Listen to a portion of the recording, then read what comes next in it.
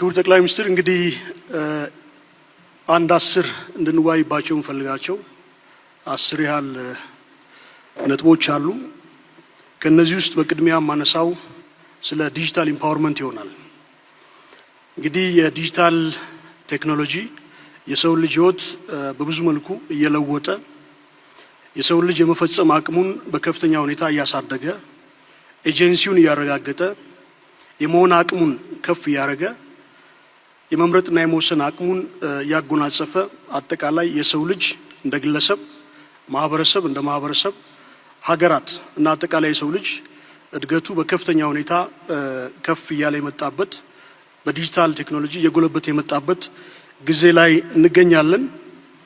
ይሄም እንግዲህ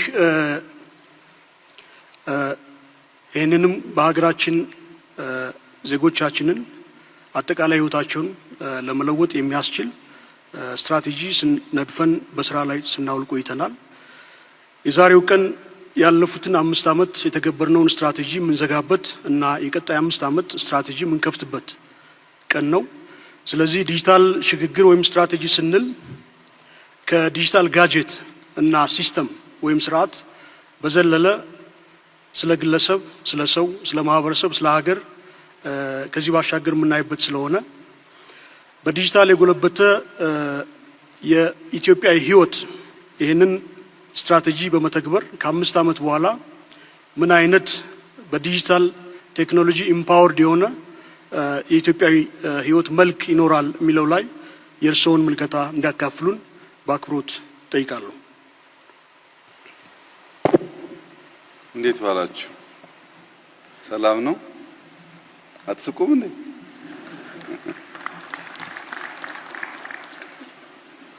በመጀመሪያ ዶክተር በለጠ እንኳን ደስ ያለ ለማለት እወዳለሁ። እንደምታስታውሰው ዲጂታል 2025 ሲነደፍ ትንሽ አምቢሺየስ እቅድ ስለነበረና በዲጂታል ሴክተር ስትራቴጂ አውጥቶ የመተግበር ልምምድም ብዛም ስላልነበረን አይሳካም ኢሉዥን ነው የሚል ፍራቻ በስፋት እንደነበር ታስታውሳለህ። በሚያስደንቅ ሁኔታ ከ5 ዋና ዋና ዘርፎች መካከል አንዱ ስትራቴጂ መሆን አለበት ለኢትዮጵያ ብልጽግና መረጋገጥ አይተኬ ሚና አለው ከሚለው ውሳኔ ጀምሮ ዲጂታልን ከግብርና፣ ከኢንዱስትሪ፣ ከማይኒንግ፣ ከቱሪዝም አስተካክሎ የማየት እይታ ከተጀመረበት ጊዜ አንስቶ ኋላም ስትራቴጂው ተነድፎ የተገበረበትን መንገድ ስንመለከት ምናልባት በግብርናውም በማይኒንጉም በኢንዱስትሪውም ጥሩ ውጤት እንደመጣ ቢታወቅም የ2025 የዲጂታል ስትራቴጂ 100% በሚባል ደረጃ የተሳካ ስትራቴጂ ነው። ይህን ስትራቴጂ በመንግስት መዋቅር ብቻ ሳይሆን አካዳሚያውም እንዲፈትሸው እጋብዛለሁ።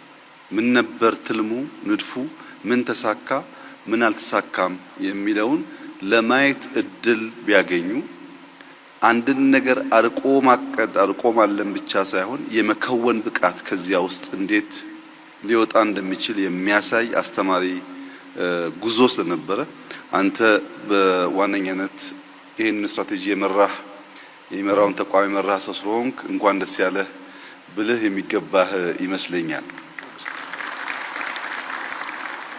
የ2030 የዲጂታል ስትራቴጂ መንደርደሪያ ያደረገው 2025 ነው። ግን ዋና ራዕይ ዋና ፍላጎቱ ሰብሰብ አድርገን ስናይ 3 ነገር ለማሟላት ነው። አንደኛው አክሰስ ነው። ሁሉም ዜጎች ከቤታቸው ከሴልፎናቸው ካሉበት ስፍራ የሚፈልጉትን አገልግሎት ማግኘት የሚችሉበትን እድል መፍጠር ነው። ለምሳሌ ቅድም በቴሌኮም ሲነሳ በ2030 የዲጂታል ፔኔትሬሽን በዴታ 90% እንደርሳለን የሚለው የ2030 ስትራቴጂ በጣም ኮንሰርቫቲቭ ከመሆኑ የተነሳ ነው እንጂ ማለም መተለም ያለብን 100% ነው።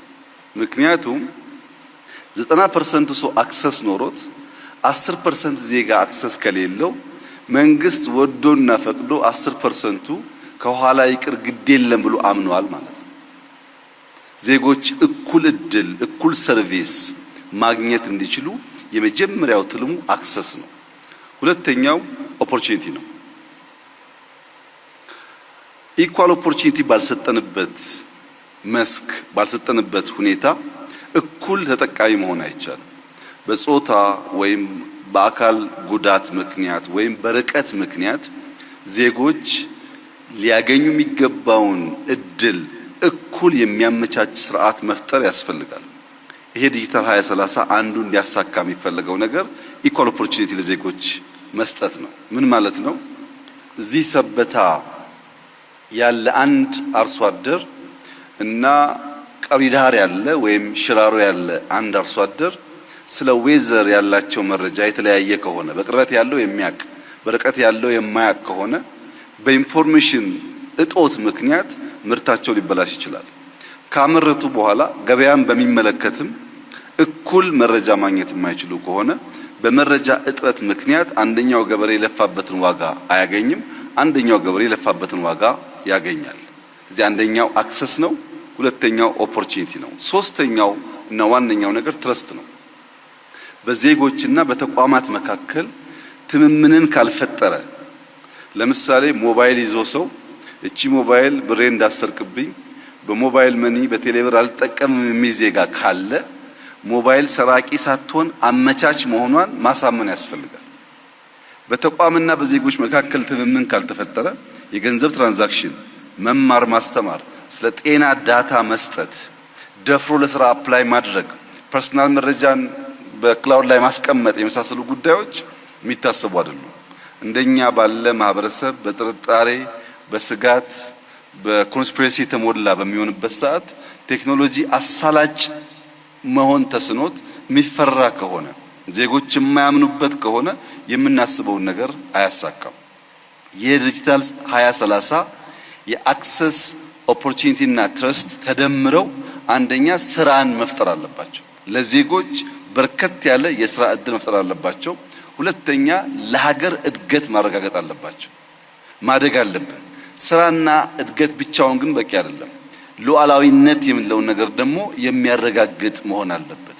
በዚህ ዙሪያ ላይ ነው ዲጂታል 2030 የኢትዮጵያን ብልጽግና ከሚያረጋግጡ ዋና ዋና ፒላርስ ወይም ሴክተር ሆኖ ያገለግላል ተብሎ በመንግስት የታሰበው። በትብብር በጋራ ይህንን ራዕይ እንደምናሳካ ሙሉ እምነት አለኝ። አመሰግናለሁ።